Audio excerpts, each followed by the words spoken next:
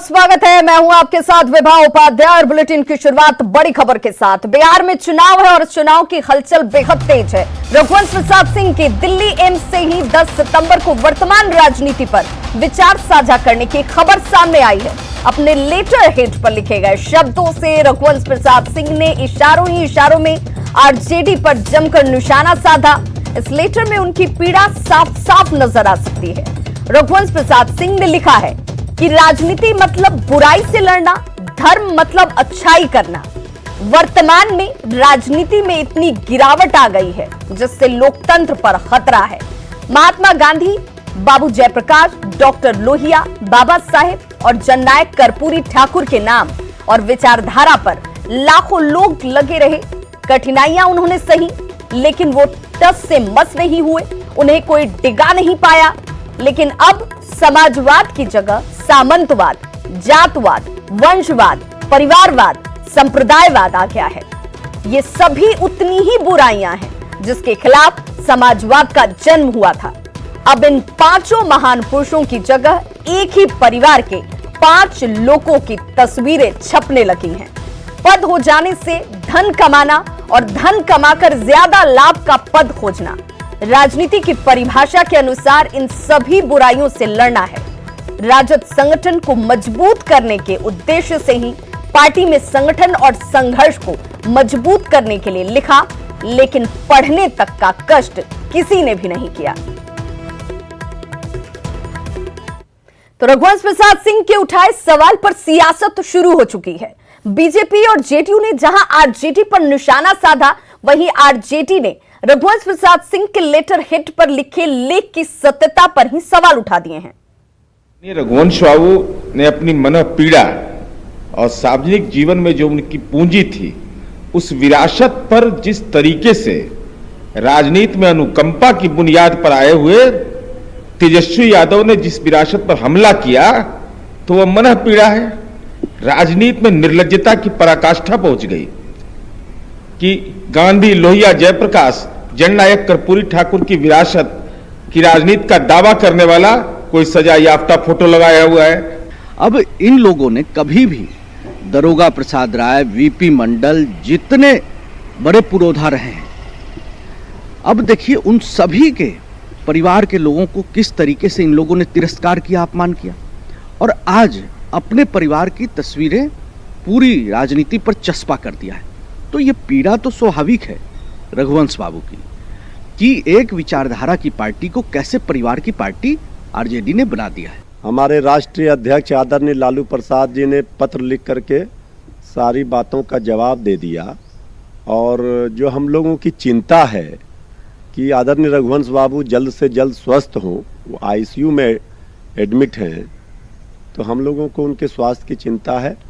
क्या पत्र का सच्चाई है, जब तक इस बात की पूरी जानकारी नहीं हो जाती, तब तक इस पर क्या टिप्पणी की जा सकती है।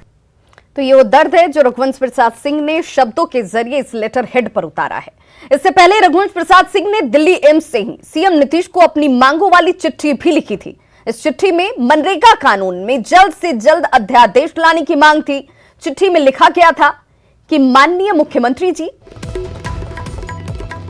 मनरेगा कानून में सरकारी और एससी एसटी की जमीन में काम होगा, पर प्रबंध है उस खंड में आम किसानों की जमीन भी काम हो पर भी काम किया जाएगा, जोड़ दिया जाएगा। इस आशय का अध्यादेश तुरंत लागू कर आने वाले आचार संहिता से बचा जाए। इससे किसानों को मजदूर गारंटी और मजदूरी सब्सिडी गड़बड़ी पकड़ में आएगी और सरकार पर से खर्च का बोझ भी घटेगा। जैसे मुखिया से मजदूर काम मांगता है और किसान मुखिया से मजदूर मांगेंगे। किसानों की जमीन के रकबा के आधार पर मजदूरों की संख्या को लिमिट रखा जाए। मजदूरी में आधी सरकार और आधी मजदूरी किसान भी दें। ये काम छूट गया था, इसे करा दें तो आपकी बड़ी कृपा होगी।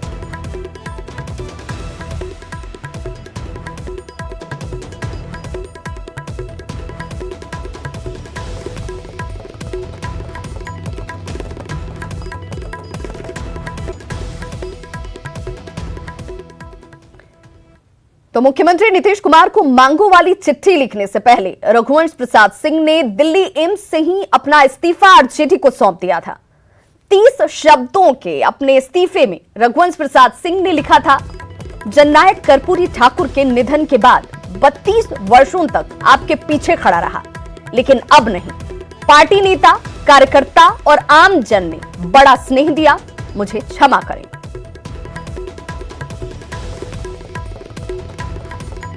और सीधे हमारे साथ इस वक्त लाइव जुड़ रहे हैं सहयोगी रवीश नारायण राजधानी पटना से।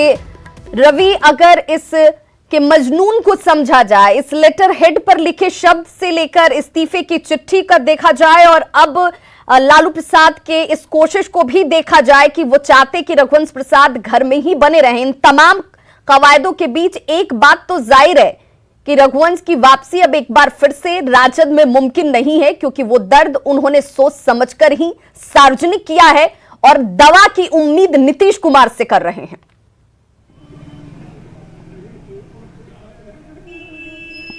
जी बिल्कुल विभा, आपने सही कहा। और जिस ढंग से उन्होंने चिट्ठी लिखी है, पहले जो इस्तीफा दिया और इस्तीफा में जो शब्द के इस्तेमाल किए, उसके बाद नीतीश कुमार के नाम जो है 3 चिट्ठियां लिखी, उसमें जो उन्होंने काम उन्होंने गिनाए हैं और उम्मीद की है कि नीतीश कुमार जो है मुख्यमंत्री के तौर पर इसे पूरा करे, उम्मीद उनसे जताते हैं। उसके बाद जो नई चिट्ठी उन्होंने जो लिखी है और उसमें नई चिट्ठी में जो उन्होंने साफ तौर पर जो इशारा किया है कि पहले जहां महापुरुषों के तस्वीरें लगती थी, अब वहां पे सिर्फ एक ही परिवार के 4-4, 5-5 लोगों के तस्वीरें छपती है, तो समझा जा सकता है कि रघुवंश प्रसाद सिंह ने किस पीड़ा और किस दर्द के साथ यहाँ पे चिट्ठी लिखी है।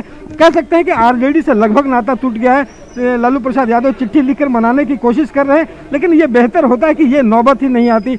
आज आखिर ऐसा क्यों हुआ कि लालू प्रसाद चिट्ठी लिख करके मनाने की कोशिश कर रहे हैं, जब वो नाराजगी थी, रामा सिंह को पार्टी में लाने की बात थी, वैसे समय पर पार्टी, तेजस्वी यादव, तमाम जो लोग हैं वो मनाने से नहीं रह पाए। लेकिन सबसे बड़ी बात है कि सिर्फ ये सिर्फ रामा सिंह तक ही दर्द नहीं है, ये सिर्फ रामा सिंह ही एक वजह नहीं नजर आते हैं, इसके पीछे ये दर्द गहरा और पुराना नजर आता है। जब तक लालू प्रसाद सक्रिय राजनीति में थे, तब तक रघुवंश प्रसाद की समझ या कह लें मजबूरी भी नजर आई होगी, लेकिन अब उन्हें कोई औचित्य नहीं दिखता है, क्योंकि अब ये पतन जिनके शब्दों से साफ जाहिर हो रहा है कि वो इस कदर हो चुका है कि वहां पर गुंजाइश नहीं दिखती है कि कुछ सुधर पाएगा।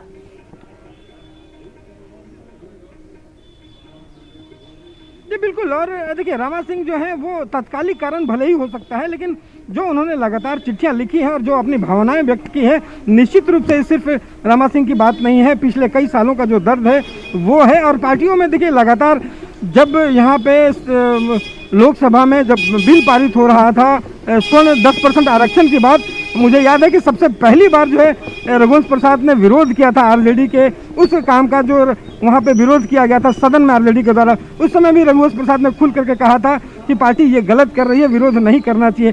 तो तमाम ऐसे मुद्दे हैं जहाँ पे रघुवंश प्रसाद अपनी बातें कहते रहे, लेकिन पार्टी जो है उनकी बात कभी नहीं सुनी। तो तमाम चीज़ों को जो दर्द है, उनकी जो परेशानियां हैं, वो समेट करके अब बाहर आ रही हैं। अब उन्हें लगता है कि ये पार्टी में जाना जो है वो नामुमकिन है। रवि क्या ये माने कि तेजस्वी ये सोचकर, ये समझकर बैठे हुए थे कि रघुवंश प्रसाद सिंह कभी लालू प्रसाद का साथ नहीं छोड़ेंगे, आरजेडी के अलावा वो किसी और पार्टी में नहीं जाएंगे, या उन्हें ये लग रहा था कि वो चले भी जाते हैं तो कोई फर्क पार्टी को नहीं पड़ने वाला, इससे कोई डैमेज नहीं होगा पार्टी को?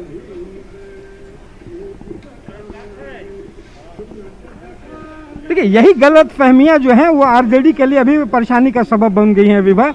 उन्हें लगता था कि जिस ढंग से लालू प्रसाद यादव के साथ पिछले 35 सालों का संबंध है, वो संबंध नहीं टूट पाएगा, लेकिन लगातार जिस ढंग से पार्टी में आहत होते रहे हैं, जिस ढंग से उनकी बातें नहीं मानी गई हैं, और वैसे समय पे जब वो बीमार चल रहे हों, वहाँ पे भी बहुत ज़्यादा सुध नहीं ली गई है।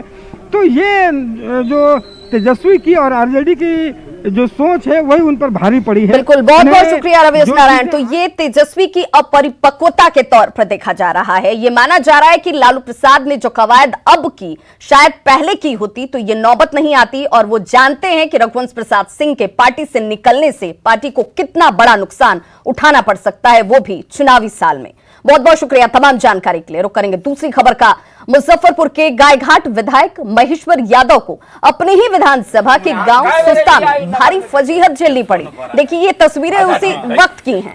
ग्रामीणों के आक्रोश के आगे विधायक जी के पसीने छूट गए, बार बार गमछे और तौलिए से मुंह पोंछते नजर आ रहे हैं और महेश्वर यादव गमछे से बार बार पसीना पोंछते आपको इन तस्वीरों में भी नजर आ जाएंगे। हाथ जोड़ रहे हैं जनता के सामने ताकि जनता की नाराजगी को कम किया जा सके, लेकिन उसके आक्रोश का सामना तो उन्हें करना ही पड़ा। आरजेडी के टिकट से विधायक महेश्वर यादव ने चुनाव जीता था और हाल ही में जेडीयू में शामिल हुए हैं। चुनाव के बाद विधायक जी इस इलाके में एक बार भी नहीं पहुंचे और यही दर्द ग्रामीणों के अंदर था। बाढ़ के वक्त जब ये इलाका बागमती के कटाव से सबसे ज्यादा परेशान था, पीड़ित यहाँ पर विधायक जी को ढूंढ रहे थे, तब विधायक जी के दर्शन इन लोगों को नहीं हुए और ऐसे में लोगों का आक्रोश फूट पड़ा। जब गायघाट विधायक यहाँ पर पहुंचते हैं, लोगों ने जमकर इनके सामने अपनी पूरी भड़ास निकाली। रोड भी बनवा देंगे यहाँ से कुछ नहीं होता है। अच्छा सुनिए, घूम का नगर में देखे क्षेत्र न बड़ा है। अच्छा ठीक है, 5 साल में एक बेर देखे हमरा अच्छा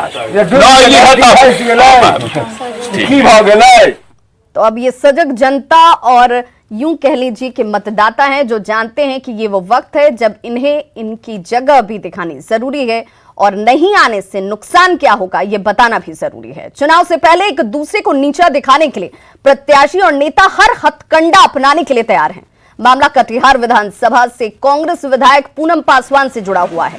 जिले में लगातार वायरल हो रहे एक वीडियो में पूनम पासवान की मौजूदगी में कोढ़ा विधानसभा का ही एक शख्स उन्हें खरी खोटी सुनाते नजर आ रहा है। इसके साथ ही एक अन्य वीडियो जारी कर सोशल मीडिया में यह दावा किया जा रहा है कि उनके ही शिलान्यास कार्यक्रम में पूनम पासवान का लोगों ने क्षेत्र में विकास नहीं होने पर जमकर विरोध किया। जाप नेता ने कहा कि 5 सालों तक गायब रही पूनम पासवान, इसे लेकर लोगों में नाराजगी है, गुस्सा है। वही वायरल वीडियो और जाप नेता के बयान के बाद कोढ़ा विधायक ने सफाई देते हुए कहा कि ऐसी कोई बात नहीं है। क्षेत्र में उनके काम और लोगों के बीच पैठ से विरोधी दल के लोग घबराए हुए हैं और वायरल वीडियो में जनता उन्हें समस्याओं से रूबरू करा रही है, न कि खरी खोटी सुना रही है। प्रतिनिधि हमारे दुख सुख में काम आएगा। 5 साल तक ये नदारद रही, क्षेत्र में कहीं नजर नहीं आई, क्षेत्र की जनता अभी इसको सही तरीके से पहचानती भी नहीं है। अब जब चुनाव का मौसम आया है, इसके अंदर एक बौखलाहट पैदा हुआ है। उसी बौखलाहट के कारण ये दनादन मैंने शिलान्यास और उद्घाटन, अब जो काम अर्धनिर्मित है उसका भी उद्घाटन करने का काम कर रही है, जो सरासर गलत है। इसका हम लोग विरोध करते हैं और इसी का कारण यही है कि जनता समझ रही है। अब जनता समझ रही है तो जहाँ जहाँ जाती है, कभी खेड़िया में इसको धक्का खाना पड़ता है, कल सब्दा में इसको धक्का खाना पड़ गया। भगा मेरे लोग मेरे पीछे जा रहे थे। ये सब्दा का वीडियो उसको एडिट करके उसको गलत तरीके से पेश किया गया है और इसमें विपक्षी का काम है कि मेरे कार्य को देखते हुए घबराहट हो गई है और लोग मुझे। तो चुनावी मौसम में नेताओं की फजीहत लगातार हो रही है। 5 सालों तक गायब रहने के बाद क्षेत्र में पहुंचने वाले नेताओं पर जनता अपनी भड़ास निकाल रही है, विकास और दावों को लेकर सवाल पूछ रही है। इससे पहले भी 6 सितंबर को जब औरंगाबाद से सांसद सुशील कुमार सिंह अपने क्षेत्र कोच पहुंचे तो वहां युवाओं ने उनके काफिले का घेराव कर लिया और सवाल पूछने लगे कि रोजगार और विकास का क्या हुआ जिसके दावे आपने किए थे। यही नहीं, 7 सितंबर की तस्वीर भी आपके सामने है जब पीएचईडी मंत्री विनोद नारायण झा मधुबनी के चंपा गांव में निर्मल नीर योजना का उद्घाटन करने के लिए पहुंचे थे तो उन्हें वहां जनता के आक्रोश का सामना करना पड़ा। 2 तस्वीरों के जरिए समझिए कि चुनावी वक्त में जनता भी अब अपने जनप्रतिनिधि को सबक सिखाने को लेकर उतारू है और इसी का एक रूप जो विरोध के तौर पर सामने आ रहा है। गया में भीड़ का एक बार फिर खौफनाक चेहरा सामने आया है। भीड़ के यहां नवादा के अंगरा गांव की 55 साल की महिला की इतनी बेरहमी से, इतनी बेदर्दी से पिटाई की गई कि उसने मौके पर ही दम तोड़ दिया। ये तस्वीरें हम आपको यूं नहीं दिखा सकते, इसलिए इसे धुंधली कर दे रहे हैं। मानवता को शर्मसार करने वाली ये तस्वीर है क्योंकि एक बुजुर्ग महिला की बेरहमी की सारी हदें तोड़ते हुए जमकर पिटाई की जाती रही और वो भी यहां पर हुजूम लोगों का जुटा रहा। बताया जा रहा है कि शांति देवी शुक्रवार की सुबह गया के नगमा बाजार गई थी, जहां लोगों ने शांति देवी को घूमते फिरते देखा और उन्हें बच्चा चोर समझकर बच्चा चोरी का आरोप लगाते हुए पीटना शुरू कर दिया। ईंट, पत्थर, लात और घूंसे जो जिसके हाथ में आया, जो समझ में आया, वृद्ध महिला के ऊपर उससे प्रहार किया जाता है। इतनी बेदर्दी इस महिला के ऊपर दिखाई गई, शांति देवी की मौके पर ही जान निकल गई।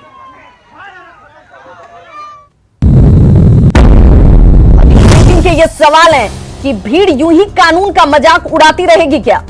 क्योंकि जो हो रहा था वो भीड़ के सामने खुलेआम सरेआम महज शक के आधार पर भीड़ हत्या कर देगी क्या?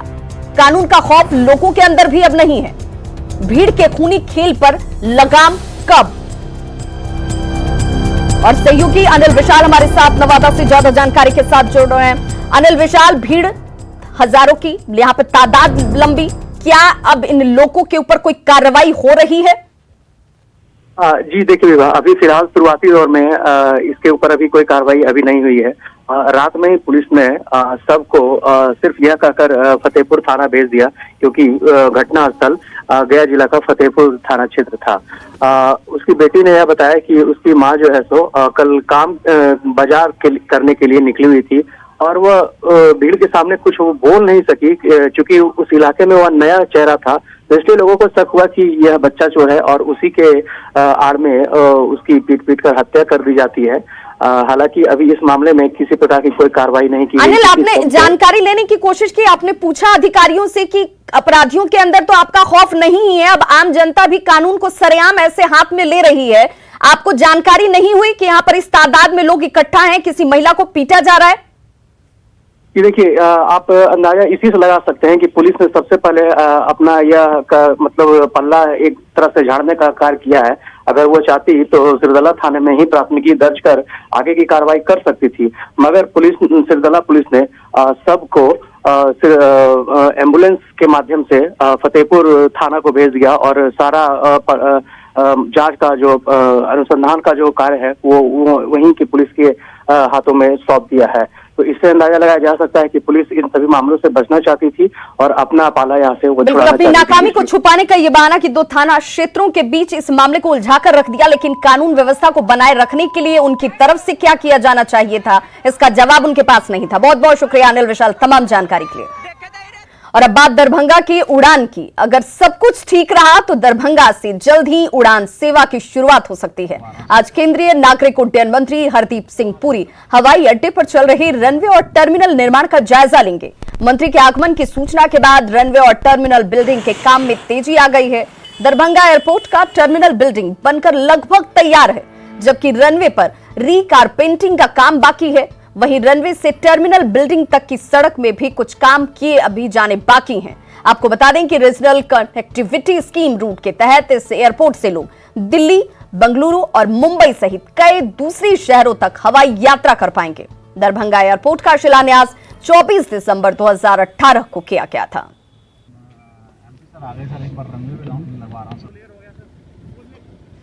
कोरोना संकट के बीच झारखंड के शिक्षा मंत्री जगन्नाथ महतो ने मदरसा शिक्षकों, पारा शिक्षकों और टेट पास अभ्यर्थियों को बड़ी खुशखबरी दी है।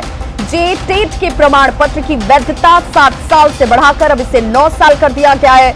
वहीं पारा शिक्षकों पर दर्ज किए गए सभी मुकदमों को भी वापस लिया जा सकता है।